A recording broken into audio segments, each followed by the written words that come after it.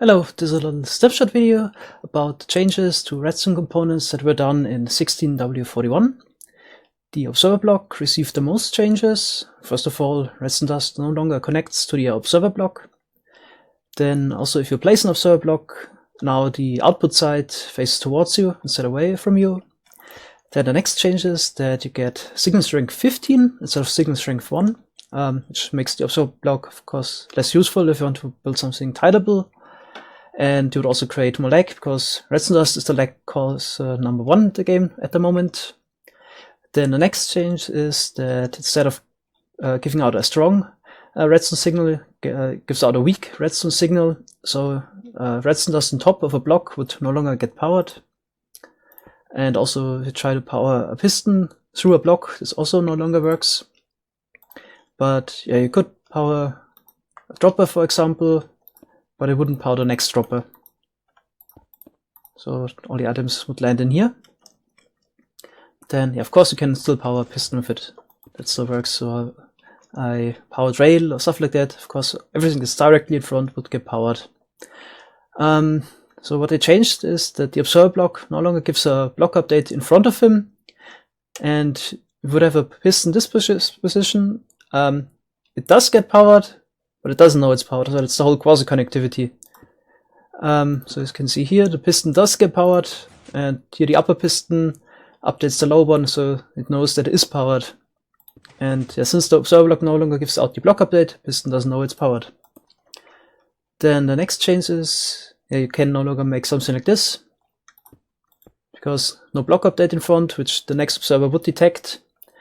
But the observer still is instant, so if you chain it like this, and it would also react to other block updates that were caused by other redstone components.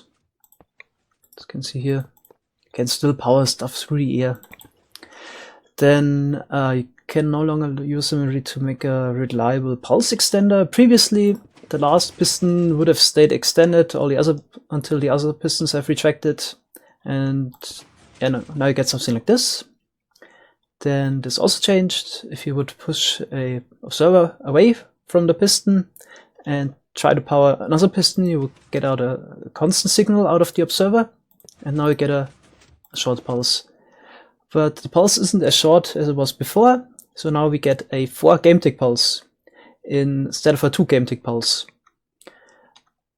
So here's just a little command block that counts up by 1 every game tick. As you can see here, get a 4 game tick pulse.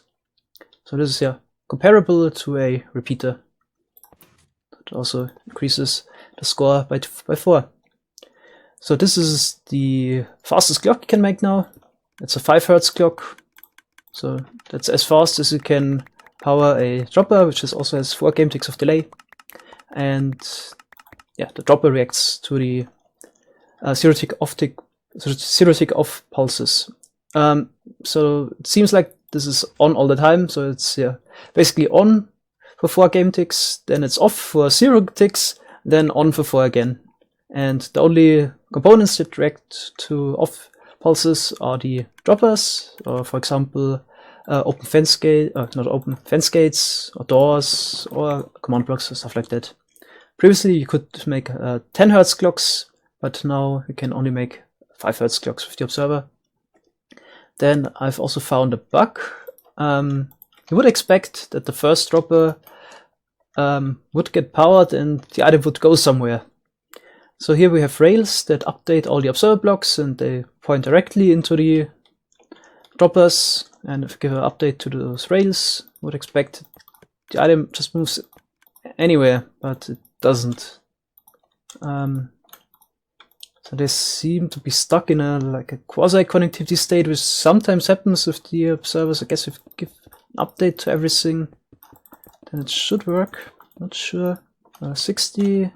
Try it again. Yeah. So yeah. But if I try it one more time, then they get stuck. And don't think this has to do with quasi-connectivity at all. Not sure what causes this. You can still make instant dropper lines, by the way, with the help of observers, of course, but would be wise to use repeaters in between to power the droppers now. and just power the repeaters with the observers, then that doesn't make sense at all. Here's how you could recreate it. So now the dust is off. We put a dust here. Can even remove it, and I'm not sure where the power source is. It also doesn't, for example, flicker, so something would stay powered all the time. Yeah, hope they fix this before it turns out this is useful. Also, I'm not sure what happens there. Then, yeah, the next very important change is translocation got completely removed. Also no longer works with rails and open fence gates. And then you can also no longer grab the minecart with a rail now. Previously, if you would try to grab it, it would get translocated on top of the rail here. That this also no longer happens. So let's cover some more changes. Shifting floors no longer work.